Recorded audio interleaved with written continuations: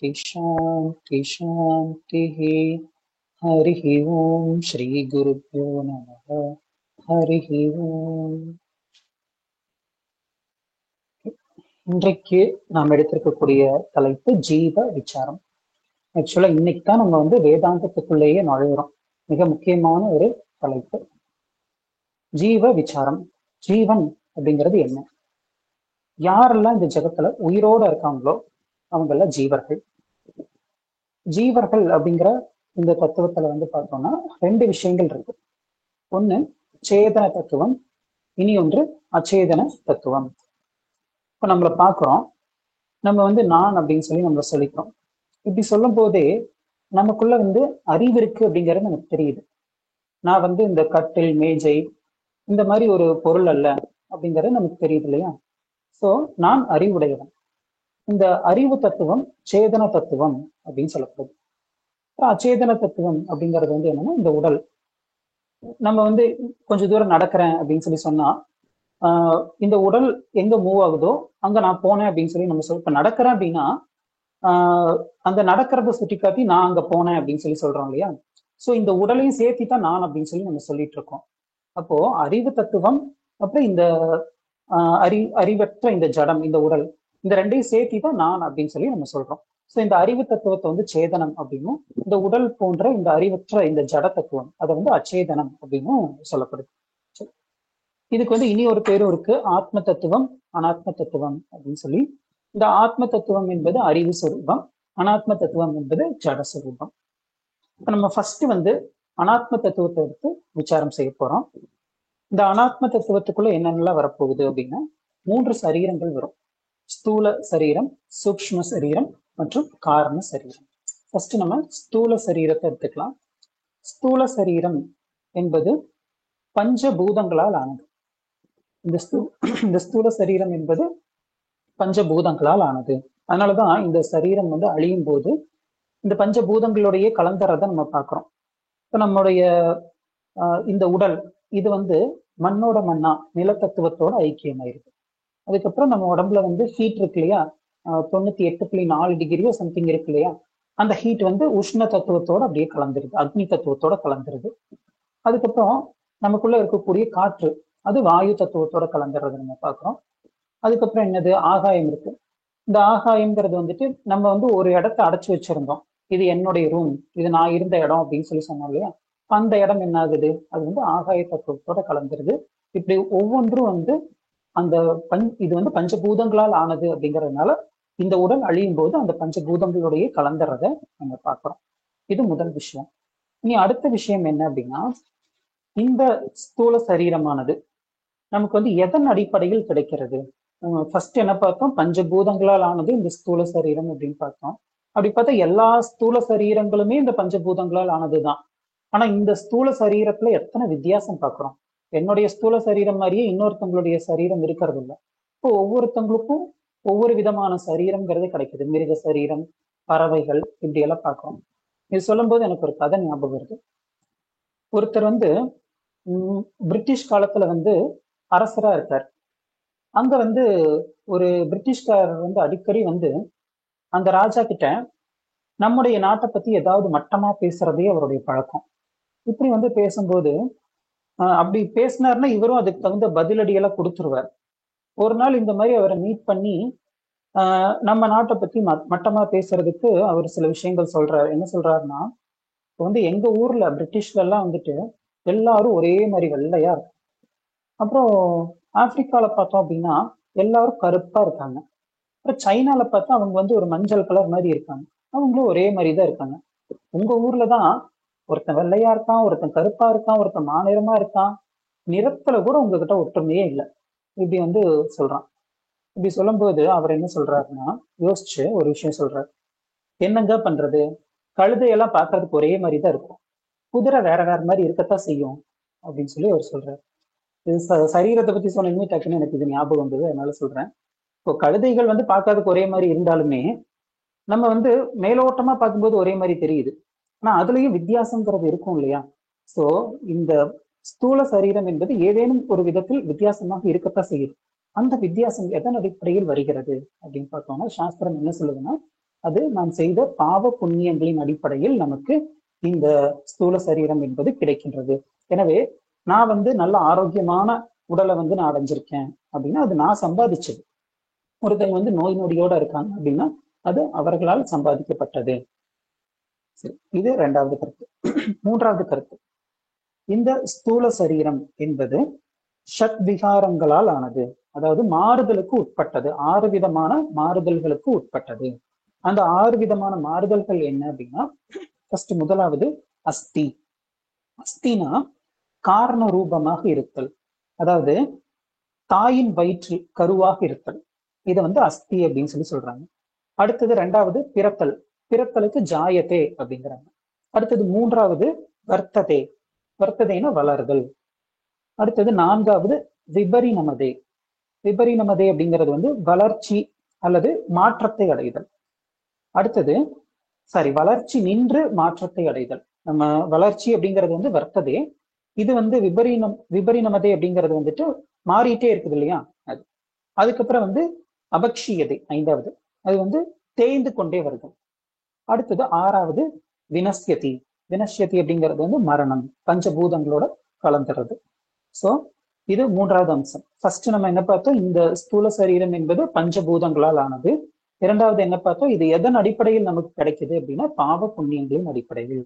மூன்றாவது வந்து இது 6 விதமான மாற்றங்களுக்கு உட்பட்டது, ஷட் விகாரங்கள் அப்படின்னு பார்த்தோம். அடுத்தது நாலாவது என்ன அப்படின்னா, இப்போ நம்ம வந்து இந்த சரீரத்தை பயன்படுத்தி தான் இன்ப துன்பங்களை எல்லாம் அனுபவிக்கிறோம். ஸோ நமக்கு ஏதாவது ஒரு விஷயம் வந்து இன்பத்தை கொடுக்குது, அதை அனுபவிக்கணும் நம்ம ஆசைப்பட்டோம் அப்படின்னா அதுக்கு இந்த சரீரத்தை தான் நம்ம பயன்படுத்தி ஆகணும். இந்த சினிமால எல்லாம் காட்டுவாங்க இல்லையா, ஆவியா இருப்பாங்க, அவங்களால எந்த பொருளையும் தொட முடியாது. ஸோ அந்த மாதிரி நம்ம வந்து இந்த ஸ்தூல சரீரத்தோட இருக்கும் போது மட்டும்தான் எதையும் தொட்டு அனுபவிக்க முடியும். அப்போ இதை வந்து போகத்துக்காக நம்ம பயன்படுத்துறதுனால இது வந்து போகத்திற்கான ஒரு வீடாக சொல்லப்படுது. எனவே போகத்திற்கான வீடு அப்படிங்கிறது வந்து சமஸ்கிருதத்துல போக ஆயதனம் அப்படின்னு சொல்லுவாங்க. ஆயதனம் அப்படின்னா வீடு அப்படின்னு அர்த்தம். அப்போ இந்த ஸ்தூல சரீரம் என்பது போக ஆயதனம். சோ 4 விஷயங்கள் நம்ம ஸ்தூல சரீரத்துல பார்த்திருக்கோம். இனி அடுத்தது சூக்ஷ்ம சரீரம். சூக்ஷ்ம சரீரம்ங்கிறது என்ன அப்படின்னா நம்முடைய மனம். நம்முடைய மனம் தான் சூக்ஷ்ம சரீரம். Sir Kuppusamy sir mike off பண்ணிருங்க. Okay, thank you. சூக்ஷ்ம சரீரம் அப்படிங்கிறது வந்து நம்முடைய மனம். இது வந்து நம்முடைய கண்களுக்கு தெரியாது, தெரியாத வரைக்கும் நல்லது. ஒருவேளை இந்த சூக்ஷ்ம சரீரம் மட்டும் தெரிய ஆரம்பிச்சிருச்சு அப்படின்னா இங்க நம்ம பேசிட்டே இருக்க முடியாது, யார் வீட்டுக்கும் நம்ம போக முடியாது, மற்றவங்களும் நம்ம வீட்டுக்கு வர முடியாது. நம்ம வந்து சில விஷயங்கள் பாக்குறோம். இப்ப சினிமால எல்லாம் வந்துட்டு இந்த டைம் டிராவல் அப்படின்னு சொல்லி சில விஷயங்கள் வந்து அதை பேஸ் பண்ணி படம் எடுப்பாங்க. இதுல பார்த்தா நமக்கு இந்த டைம் டிராவல்ல இருந்தா நல்லா இருக்குமே அப்படிங்கிற மாதிரி தோணும். ஆனா படத்துலயும் வந்து ஃபர்ஸ்ட் காட்டும் போது அந்த டைம் டிராவல் மிஷினை யூஸ் பண்ணி அவன் வந்து நல்லா சந்தோஷமா இருந்த மாதிரி தான் ஃபர்ஸ்ட் ஆரம்பத்துல காட்டுவாங்க. அதுக்கப்புறம் அதை வச்சு அவன் வந்து பயங்கரமான பிரச்சனைகளை வந்து அவன் சந்திப்பான், படாத பாடுபடுவான். அதுக்கப்புறம் வந்து நம்ம வந்து ஃபியூச்சர்லயோ அல்லது பாஸ்ட்லயோ இருக்கிறது சந்தோஷம் கிடையாது, இப்ப இருக்கிற லைஃபே பெட்டர் அப்படின்னு சொல்லிட்டு வருவான். அந்த மாதிரி நமக்கு இந்த சூக்ஷ்ம சரீரம் இதெல்லாம் வந்து மற்றவங்களுக்கு பார்த்தா நல்லா இருக்குமே அப்படிங்கிற மாதிரி தோணும். ஆனா வந்து அது விபரீதமானது. ஸோ அது பார்க்கணும் முயற்சி செஞ்சாலும் முடியாது. ஏன்னா இது வந்து ஸ்தூல சரீரம், ஸ்தூல சரீரத்துக்கு வந்து இது தெரியாது. சரி, இப்ப இந்த ஸ்தூல சரீரம் சூக்ஷ்ம சரீரம்ங்கிறது எப்படிப்பட்டது அப்படின்னு பார்க்கலாம். இதுல முதல் விஷயம், நம்ம ஸ்தூல சரீரத்துக்கு என்ன பார்த்தோம், இது பஞ்சபூதங்களால் ஆனதுன்னு சொல்லி பார்த்தோம் இல்லையா. அதே மாதிரி இந்த சூக்ஷ்ம சரீரமும் கூட பஞ்சபூதங்களால் ஆனது. அப்ப இதுவும் பஞ்சபூதம் அதுவும் பஞ்சபூதமான்னு தோணும். இது வேற பஞ்சபூதம் அது வேற பஞ்சபூதம். அது வந்து ஸ்தூலமான பஞ்சபூதங்கள், இது வந்து சூக்ஷ்மமான பஞ்சபூதங்கள். எப்பயுமே வந்து எந்த ஒரு படைப்பு நிகழ்வதாக இருந்தாலும் அந்த படைப்பு வந்து 3 நிலைகளில் தான் அது படைக்கப்படும். எப்படின்னா இப்ப நான் எழுத போறேன் அப்படின்னா எழுதுறதுக்கு முன்னாடி என்ன எழுத போறேங்கிறத நான் மனசுல திங்க் பண்ணணும். அப்படி திங்க் பண்றது சூக்ஷ்மம்.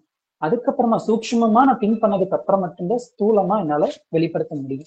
அப்ப ஸ்தூலமா ஒன்று வெளிப்படுவதற்கு முன்பு அது சூக்ஷ்மமாக இருந்தாக வேண்டும். அப்படிப்பட்ட சூக்ஷ்மமான பஞ்சபூதங்கள், அதாவது ஸ்தூலமான பஞ்சபூதங்கள் உருவாவதற்கு முன்பு இருந்த சூக்ஷ்மமான பஞ்சபூதங்களால் உண்டானது இந்த சூக்ஷ்ம சரீரம். இது முதல் விஷயம். அடுத்தது ரெண்டாவது, இந்த சூக்ஷ்ம சரீரமும் கூட நம்ம வந்து எதன் அடிப்படையில் நமக்கு கிடைச்சது அப்படின்னா இதுவும் நம்ம சம்பாதிச்சதுதான். இப்போ வந்து மனதிற்கும் சொல்லி சில குணங்கள் இருக்கும். நம்ம வந்து ஏற்கனவே ஃபர்ஸ்ட் கிளாஸ்ல புருஷார்த்தங்கள் பத்தி பார்க்கும்போது பார்த்தோம். இந்த மிருகங்களுக்கெல்லாம் வந்துட்டு அதுக்கும் சொல்லி ஒரு குண அதிசயம் இருக்கும் அப்படின்னு சொல்லி பார்த்தோம். இப்ப நாய்க்கு நன்றி உணர்வு இருக்கு. அதே மாதிரி வந்துட்டு நரிக்கு எடுத்துக்கோன்னா சூழ்ச்சி செய்யக்கூடிய குணம் இருக்கு. மனிதர்களுக்கு எல்லா குணங்களும் இருக்கு. எதை வேணாலும் மனிதன் வளர்த்திக்கவும் முடியும், எதை வேணாலும் நீக்கவும் முடியும். அப்போ ஒருத்த வந்து பயங்கர கோபக்காரனா இருக்கான் அப்படின்னா அது வந்து அவன் சம்பாதிச்சது. இப்போ நிறைய பேர் வந்து சில அட்வைஸ் எல்லாம் கொடுப்பாங்க. இவா நான் உனக்கு ஒரு அட்வைஸ் சொல்றேன் அப்படின்னு சொல்லிட்டு யாரையும் நம்பக்கூடாது அப்படின்னு சொல்லுவாங்க. இப்போ இந்த அட்வைஸை கேட்டு அடுத்தவங்களை நம்புறதும் நம்பாம இருக்கிறதும் இவன் கையில தான் இருக்கு. சோ ஒரு விஷயம் மனதிற்கு அப்படின்னு சொல்லி வரும் பொழுது இந்த ஸ்தூல சரீரத்துக்கும் சரி மனதுக்கும் சரி இந்த ரெண்டையும் வந்து சம்பாதிக்கிறது நம்ம தான், நம்ம கையில தான் இருக்கு. சரி, அடுத்தது மூன்றாவது, இது வந்து போகத்தை அனுபவிக்கக்கூடிய ஒரு கருவியாக இருக்கு. நம்ம வந்து ஸ்தூல சரீரம் என்ன பார்த்தோம், அது போகத்தை அனுபவிக்குது. இது வந்து போகத்தை அனுபவிக்கிறதுக்கு ஒரு கருவியாக இருக்கு. இது மூன்றாவது அம்சம். இனி நான்காவது மிக முக்கியமானது. இந்த சூக்ஷ்ம சரீரம் என்பது, சாரி நான் மாத்தி மாத்தி சொல்லிட்டு இருக்கேன். சூக்ஷ்ம சரீரம், இந்த சூக்ஷ்ம சரீரம் என்பது 19 அவவயங்களை கொண்டது. அவவயம் அப்படின்னா பகுதிகள் அப்படின்னு அர்த்தம். 19 அப்படின்னு சொல்லும்போது நமக்கு வந்து ஏதோ நிறைய இருக்கிற மாதிரி இருக்கும். ஆனா ஈஸி தான். 5 ஞானேந்திரியங்கள், 5 கர்மேந்திரியங்கள், 5 பிராணன், அதுக்கப்புறம் மனம், புத்தி, சித்தம், அகங்காரம். இந்த 4 விஷயங்கள். ஞானேந்திரியங்கள் 5, கர்மேந்திரியங்கள் 5, அப்புறம் பிராணன் 5, அப்புறம் மனம், புத்தி, சித்தம் மற்றும் அகங்காரம். டோட்டலா 19. இந்த 19 தத்துவங்களை கொண்டதுதான் இந்த சூக்ஷ்ம சரீரம். இப்ப நம்ம ஒன்னொன்னா பார்க்கலாம். ஃபர்ஸ்ட் ஞான இந்திரியங்கள். 5 ஞானேந்திரியங்கள் சொல்லி சொன்னாலே ஒவ்வொன்னா பார்க்கலாம். அதுல முதலாவது ஸ்ரோத்ரம்.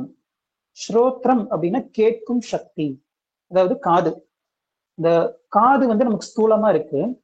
ஆனா காது இருக்கிற எல்லாருக்குமே காது கேட்குமா அப்படின்னு பார்த்தா கிடையாது. சில பேர் காது கேட்காம இருக்கு. வயசாக காது கேட்கக்கூடிய அந்த திறன் அப்படிங்கிறது குறைஞ்சிட்டே வருது இல்லையா? அப்ப காது இருந்தாலுமே கேட்கும் சக்தி அப்படிங்கிறது அவசியம். அது நம்ம கண்ணுக்கு தெரியறது இல்லை இல்லையா? ஏன்னா அது சூக்ஷ்மமா இருக்கு. சோ இதை வந்து ஞானேந்திரியம் அப்படின்னு சொல்லி சொல்றோம். இது முதலாவது. இரண்டாவது வந்து துவக். துவக் அப்படிங்கிறது வந்து தொட்டு உணரும் சக்தி. அடுத்தது மூன்றாவது சக்ஷுஹு. சக்ஷுஹு அப்படின்னா பார்க்கும் சக்தி. இப்ப கண்ணு இருக்கிற எல்லாருக்குமே வந்து பார்க்க முடியாது இல்லையா? சில பேருக்கு வந்துட்டு கண்ணு நல்லா இல்லை அப்படின்னா அவங்களால வந்து பார்க்க முடியாது. அப்ப கண்ணுக்கு பின்னாடி பார்க்கும் சக்திங்கிறது வந்து அவசியம். இந்த பார்க்கும் சக்திங்கிறது நம்ம சக்ஷுஹு அப்படின்னு சொல்றோம். அது ஞானேந்திரியம். அடுத்தது ரசனா. ரசனாங்கிறது வந்து சுவை. அடுத்தது கிராணம். கிராணம் அப்படிங்கிறது வந்து நுகரும் சக்தி. இப்படி 5மே வந்து நம்ம ஞானேந்திரியங்கள் அப்படின்னு சொல்றோம். ஏன்னா இதன் மூலமா நம்ம ஞானத்தை அடைகிறோம். இப்போ வந்து கண்கள் மூலமா நம்ம எப்படிப்பட்ட ஞானத்தை அடைய முடியும்னா, ஒரு பொருளினுடைய நிறம் மற்றும் வடிவம், இந்த ரெண்டையும் நம்ம கண்கள் மூலமா அறியறோம் இல்லையா? இப்ப கண்கள் மூலமா அறியறோம்னா கண்களுக்கு பார்க்கும் சக்தி இருந்தா தான் அறிய முடியும். அப்ப இந்த ஞானம் என்பது நமக்கு இந்த பார்க்கும் சக்தியின் மூலமாக கிடைக்கின்ற காரணத்தினால் நாம் இது போன்ற இந்த 5 சக்திகளையும் ஞானேந்திரியங்கள் அப்படின்னு சொல்லி சொல்றோம். இனி அடுத்தது கர்மேந்திரியங்கள். கர்மேந்திரியங்கள் 5ன்னு பார்த்தோம். அதுல முதலாவது வாக். வாக் அப்படிங்கிறது வந்து பேசும் சக்தி. நமக்கு வந்து இந்த வாயில வந்து சுவையும் இருக்கு, அதுக்கப்புறம் வந்து பேசும் சக்தி ரெண்டுமே இருக்கு. அது ஒரு விதத்துல வந்து ஞானேந்திரியமாகவும் செயல்படுது, கர்மேந்திரியமாகவும் செயல்படுது. ஸோ ஃபர்ஸ்ட் வாக்கு. ரெண்டாவது வந்து பாணி. பாணி அப்படிங்கிறது வந்து கைகளுக்கு இருக்கக்கூடிய சக்தி. கை இருந்தா தானே தூக்க முடியும். கை இருக்கிற எல்லாராலையும் தூக்க முடியுதா அப்படின்னு பார்த்தா கிடையாது. அப்ப கைக்கு பின்னாடி தூக்கக்கூடிய அந்த சக்தி அப்படிங்கிறது இருக்கணும். அது இருந்தா தான் தூக்க முடியும். சோ அது வந்து பாணி அப்படின்னு சொல்றோம். அடுத்தது மூன்றாவது பாதம். இது வந்து கால்களுக்கு இருக்கக்கூடிய சக்தி. அடுத்தது பாயுஹோ. பாயுஹோ அப்படின்னா மலத்தை தியாகம் செய்ய பயன்படும் சக்தி. அடுத்தது 5வது உபஸ்தம். உபஸ்தம் அப்படிங்கிறது வந்து உற்பத்தி. இது வந்து தமிழ்ல வந்து கருவாய் அப்படின்னு சொல்லுவாங்க. பாயுஹோ அப்படிங்கிறது வந்து எருவாய் அப்படின்னு சொல்லி சொல்லுவாங்க. இப்ப இந்த 5 சக்திகளும் நம்ம பார்த்தோம் அப்படின்னாலே நமக்கே பார்க்கும்போதே தெரியுது இது வந்து செயல்படுறதுக்கு தேவையான சக்திகள். அதனால இது வந்து கர்மேந்திரியங்கள் அப்படின்னு சொல்லி சொல்றாங்க. சரி, அடுத்தது 5 பிராணன். 5 பிராணன் என்னென்னு பார்க்கலாம். ஃபர்ஸ்ட் வந்து பிராணன். இந்த 5 பிராணன்கள்லயே ஃபர்ஸ்ட்டுக்கு பிராணன்னே பேர் வச்சுட்டாங்க. அதே மாதிரி இந்த மனம் 4ன்னு பார்த்தோம் இல்லையா? அந்த 4க்கும் மனம் அப்படின்னு பேரு. அதுக்குள்ளேயே மனம் அப்படிங்கிற ஒரு அம்சமும் இருக்கு. அதை நம்ம பார்க்கும்போது விரிவா பார்க்கலாம். ஃபர்ஸ்ட் வந்து பிராணன்னா என்னன்னு பார்க்கலாம். அந்த பிராணன் அப்படிங்கிறது வந்து காற்றை வெளியே தள்ளக்கூடிய சக்தி, வெளியே விடும் காற்று, அது வந்து பிராணன் அப்படின்னு சொல்றோம். அடுத்தது அபானன். அபானன்கிறது வந்து காற்றை உள்ளே இழுத்தல், அது அபானன். அடுத்தது தியானன். தியானன் அப்படிங்கிறது வந்துட்டு உடம்புல ரத்தத்தை எல்லா இடத்துக்கும் கொண்டு சேர்க்கக்கூடிய சக்தி, சர்க்குலேட்டரி சிஸ்டம் அப்படின்னு சொல்றோம் இல்லையா, அது. அடுத்தது நான்காவது சமானன். சமானன்கிறது ஜீரண சக்தி. அடுத்தது ஐந்தாவது உதானன். உதானன் அப்படிங்கிறது வந்து எதிராக செயல்படக்கூடிய சக்தி. எதிராக செயல்படுதல் அப்படின்னா இந்த தும்மல், இது போன்ற விஷயங்கள், இது வந்து எதிரான சக்தி. அது போக இந்த மரண காலத்துல வந்துட்டு இந்த சக்தி தான் வந்து உச்சத்துல இருக்கும் அப்படின்னு சொல்லுவாங்க. இது ரொம்ப ஆக்டிவா இருக்கும்னு சொல்லுவாங்க. இது வந்து எதிராக செயல்படக்கூடிய சக்தி. இப்ப சாப்பிட்டது எதுவும் சேரல அப்படின்னா நம்ம வாமிட் எடுக்கிறோம் இல்லையா, அது எதிராக செயல்படும் சக்தி. இப்படியாக 5 பிராணன் பார்க்கிறோம். அடுத்தது வந்து மனம், புத்தி, சித்தம், அகங்காரம். இந்த 4ஐயும் நம்ம மனம் அப்படின்னு சொல்றோம். இதுல ஃபர்ஸ்ட் மனம் அப்படின்னே பேர் கொடுக்குறாங்க. அந்த 4ல முதலாவது அம்சம், அதுக்கு வந்து மனம்னே பேரு.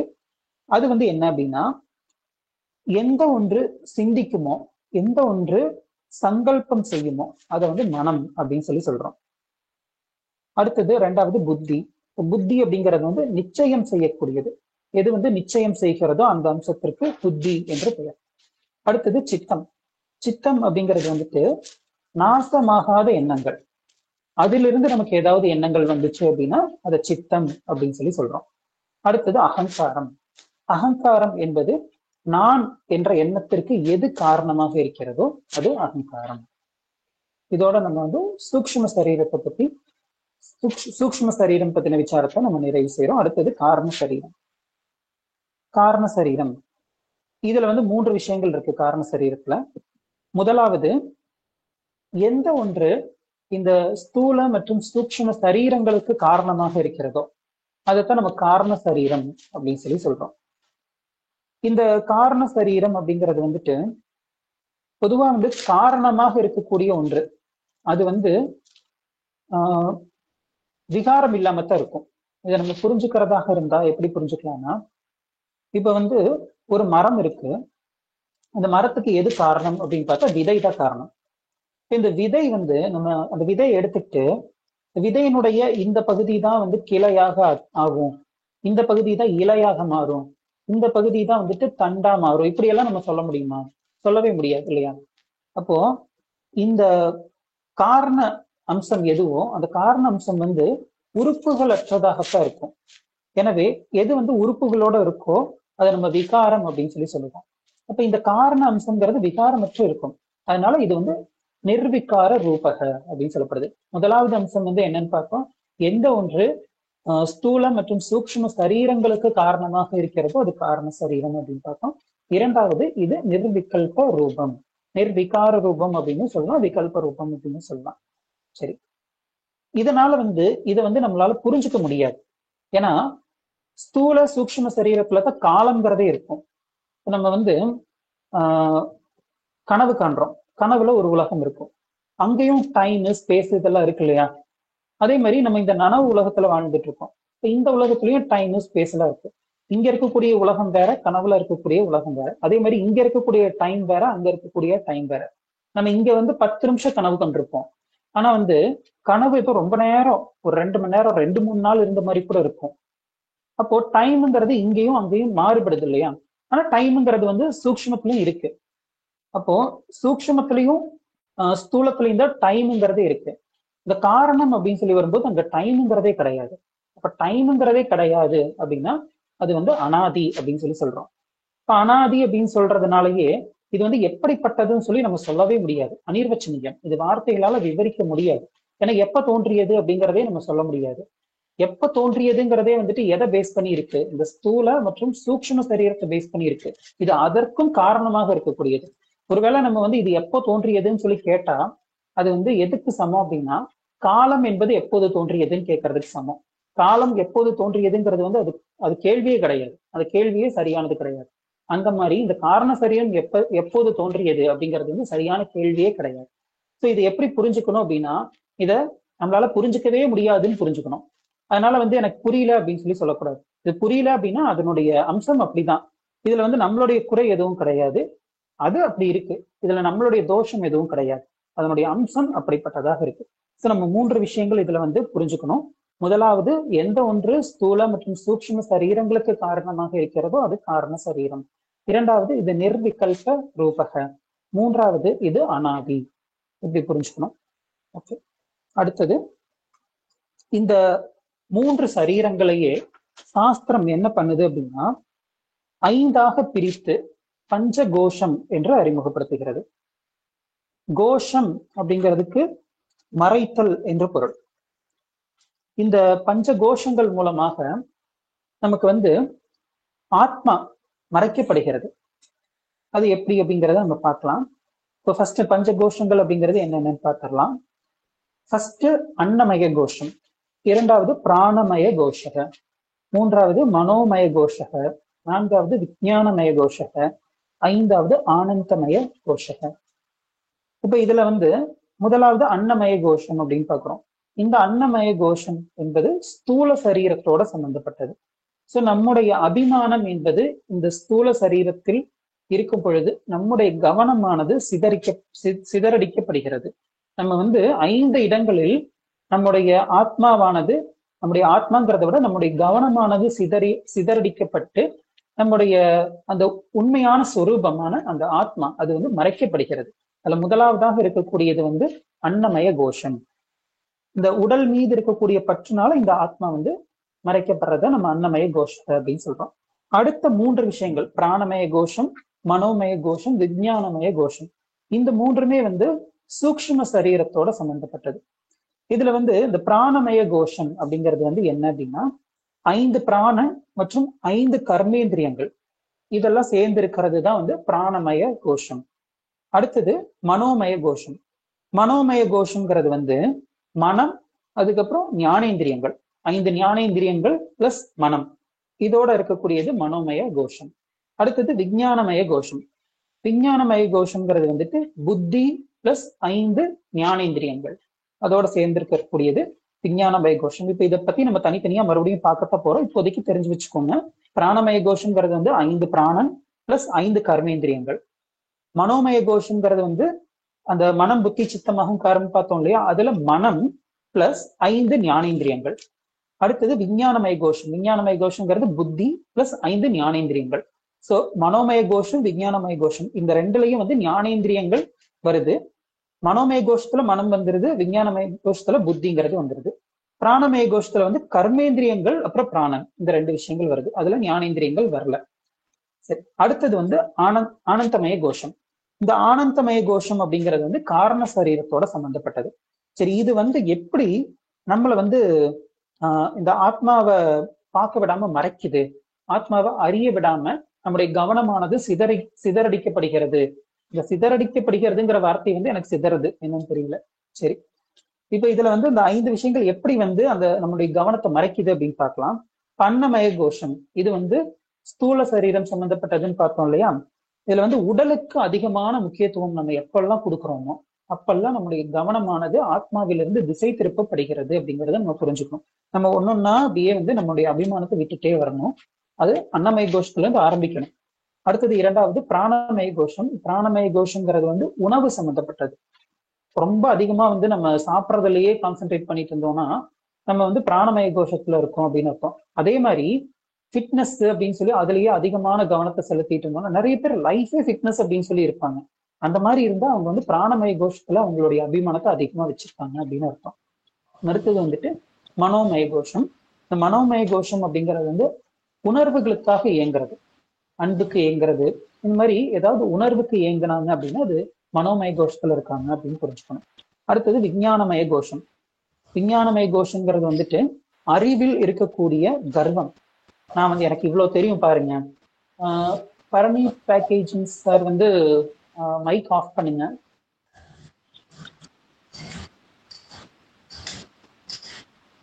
பரணி சார் மைக் ஆஃப் பண்ணுங்க, சவுண்ட் கேக்குது.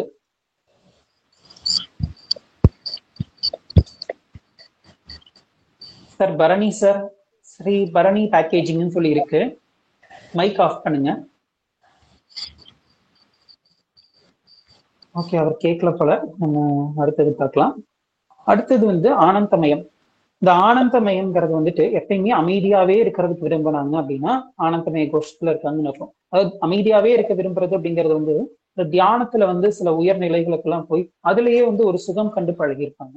அதுலயே வந்து அவங்களுடைய கவனம் இருந்துகிட்டே இருந்ததுன்னா அவங்க வந்து ஆனந்தமய கோஷத்துல சிக்கியிருக்காங்க அப்படின்னு அர்த்தம். இப்படி 5 விதமாக நம்முடைய கவனமானது ஆத்மாவிலிருந்து திசை திருப்பப்படுகிறது அப்படின்னு புரிஞ்சுக்கணும்.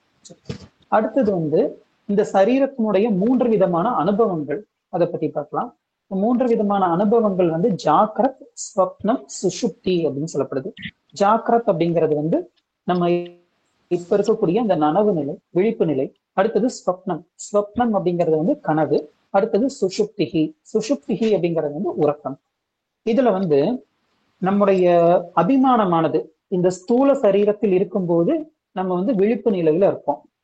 அடுத்தது நம்முடைய கவனமானது, நம்முடைய அபிமானமானது சூக்ஷ்ம சரீரத்தில் இருக்கும் பட்சத்தில் நம்ம வந்து ஸ்வப்னம் அப்படிங்கிற நிலையில இருப்போம். சில சமயம் நம்ம வந்து இந்த நனவு உலகத்துல இருக்கும் போதே வந்து நம்மளுடைய அபிமானம் சூக்ஷ்ம சரீரத்துல இருந்தது அப்படின்னா நம்ம இந்த உலகத்துல நடக்கிறது நமக்கு தெரியாது. நம்ம பாட்டு கற்பனை பண்ணிட்டு இருப்போம் ஏதோ ஒண்ணு.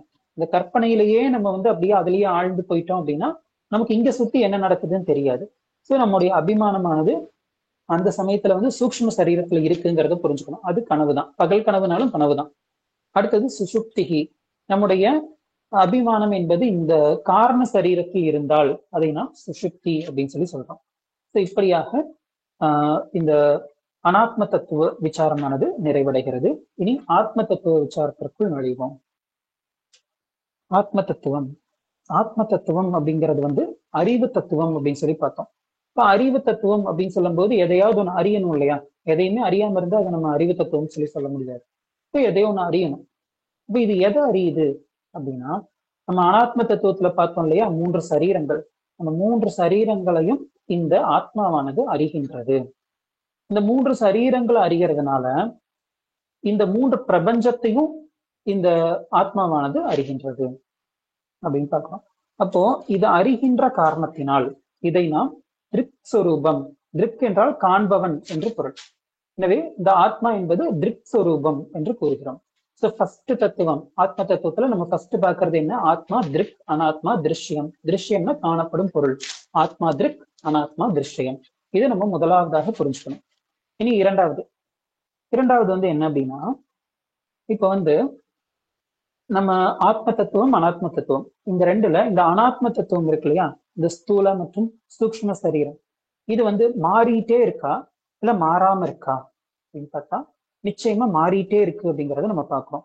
இப்ப 5 வருஷத்துக்கு முன்னாடி நான் இப்படி இருந்தேன், இப்போ இப்படி இருக்கேன் அப்படின்னு சொல்லி சொல்றோம். இப்போ மாறினது எது?